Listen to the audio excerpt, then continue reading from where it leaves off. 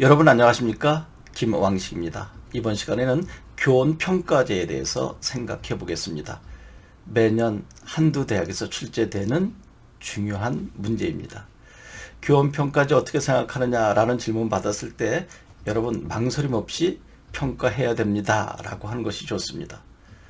당연히 나의 실력 평가 받아야 되겠죠. 좋은 평가를 받으려면 자기 연찬 부지런히 해야 할 것이고요.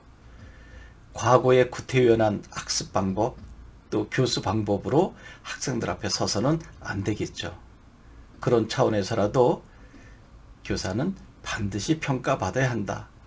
동료 교사에게 또는 학부모, 학생들에게 또 다른 평가 기관에 오픈된 평가를 받아야 된다. 그런데 사실 쉽진 않죠. 나의 능력을 특히 가르치는 입장의 교사를 평가한다라고 하는 것 쉽지 않을 것입니다.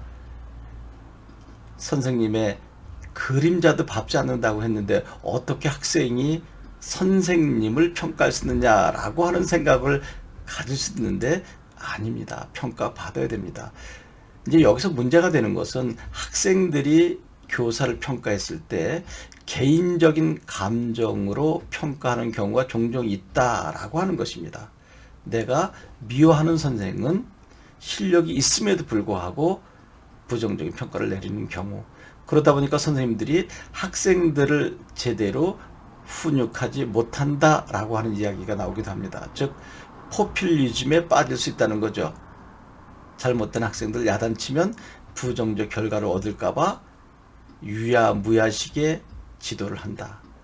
즉 인기 영합주의의 교육을 하게 돼서 교실 현장이 무너지는 원인이 되기도 한다라고 하는 부정적인 것이 있는데, 그런 것이야 뭐 큰 문제 되겠습니까? 제가 생각할 때 선생님들 그렇게 원칙 없지 않습니다. 나름대로 교육 철학과 가치를 가지고 교단에 서셨는데 학생들의 비유나 맞추면서 그런 선생님이 몇 분이나 되시겠습니까? 이것은 정말 일부의 생각일 뿐이다 라고 현직을 경험한 저로서는 감히 말씀드립니다. 소신껏 하는 선생님이 대부분이십니다.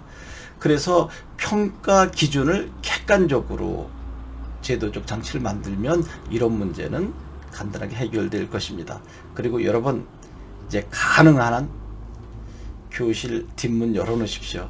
그리고 교장, 교감 선생님이 언제든지 여러분의 수업 보고 또 학부모님께서 어떠한 상담 문제로 오셨다가도 자연스럽게 여러분의 수업을 볼 수 있도록, 그러면 따로 준비하지 않아도 되지 않을까요? 이제까지 여러분의 수업을 공개하는 것은 거의 다 연출 아니었나요?